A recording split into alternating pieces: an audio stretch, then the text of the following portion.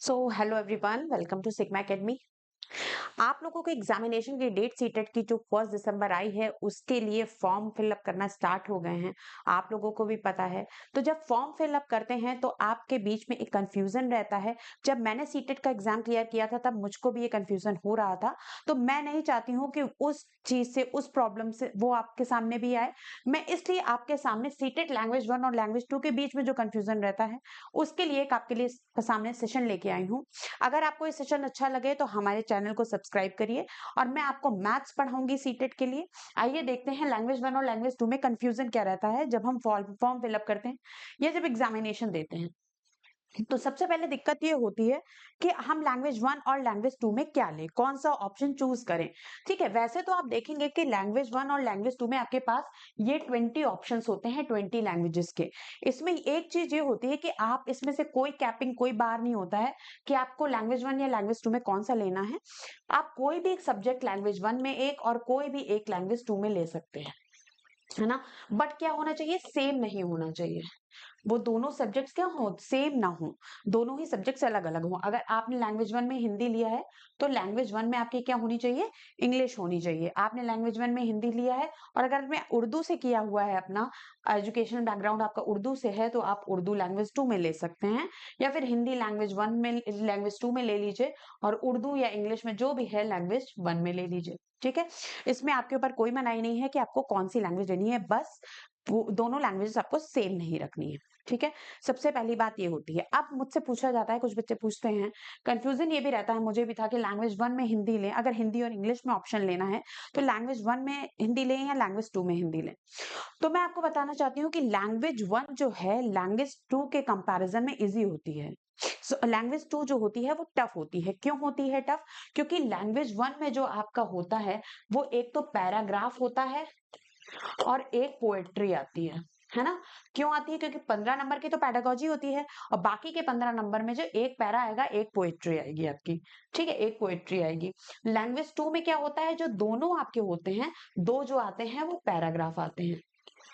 तो क्या होता है, पैराग्राफ अगर जो है वो पैराग्राफ पोएट्री के कंपैरिजन में इजी होता है। पोएम आप कर लेंगे, अगर पोएम आपकी अगर हिंदी में है तब तो आप फिर भी कर लेंगे, लेकिन इंग्लिश में है तो वो आपके लिए थोड़ा सा प्रॉब्लमेटिक बन सकती है। तो अगर मैं अपने एक्सपीरियंस से बताऊं, मैंने एग्जामिनेशन जब क्लियर किया था तब मैंने लैंग्वेज 1 में हिंदी लिया था, क्योंकि कंपैरेटिवली टू इंग्लिश पोएट्री जो है लैंग्वेज 1 में हिंदी अगर आप लेंगे तो आपके लिए करना इजियर हो जाएगा।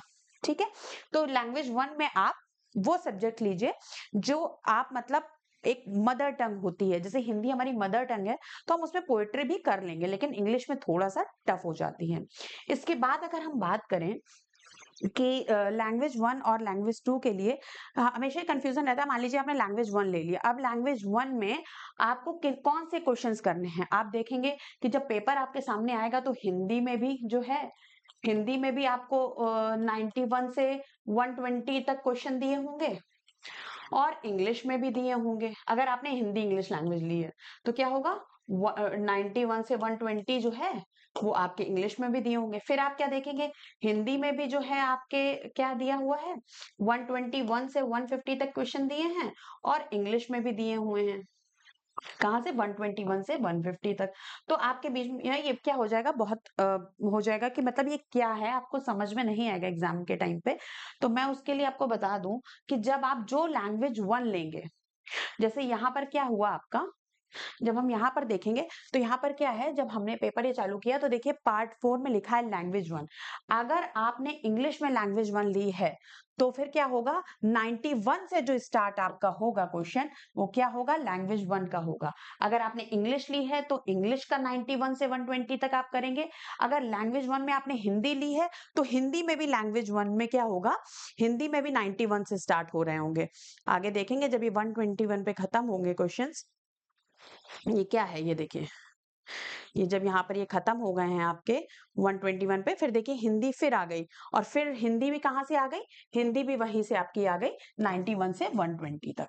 ठीक है, तो लैंग्वेज 1 जो आप लेंगे वो हमेशा जो उसका सीरियल नंबर होगा वो 91 से 120 होगा, चाहे वो हिंदी हो चाहे इंग्लिश हो।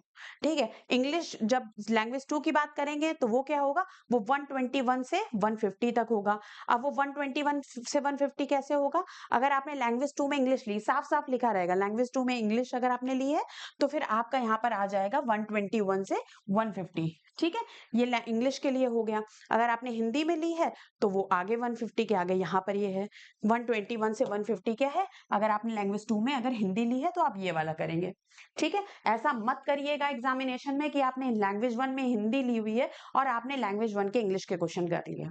ये बहुत ध्यान से करिएगा, और मेरे एक्सपीरियंस से मैं बता रही हूँ, लैंग्वेज 1 में आप वो सब्जेक्ट लीजिएगा जिससे जो आप मतलब बिल्कुल पारंगत हो। अब वो हिंदी हो, इंग्लिश हो, उर्दू हो, या जो भी जितने भी 20 लैंग्वेजेस में जो भी आपको अच्छे से आता हो। ठीक है, तो ये इंफॉर्मेशन रही आपके सीटेट के एग्जाम को फॉर्म फिलिंग करने में या एग्जामिनेशन को करने में जो प्रॉब्लम आती है। बाकी आप अपनी तैयारी बहुत अच्छे से करिए, क्योंकि अभी आपके पास पूरे 2 मंथ्स हैं। और अगर आप मैथ्स पढ़ना चाहते हैं, मैं मैथ्स पढ़ाऊंगी सीटेट का। मैंने AWES का एग्जाम क्लियर किया है, मैंने सीटेट, यूपी टेट, मैंने कई एग्जामिनेशंस क्लियर किए हुए हैं अपने, और सारे फर्स्ट अटेम्प्ट में ही क्लियर किए हुए हैं। तो मैं अपने एक्सपीरियंस को आपके साथ शेयर करना चाहती हूँ, और मैं पढ़ाना चाहती हूँ जिस तरीके से मैंने पढ़ा था। हमारे इस चैनल सिग्मा एकेडमी से जुड़े रहिए, सब्सक्राइब करिए और लाइक करिए। Thank you everyone.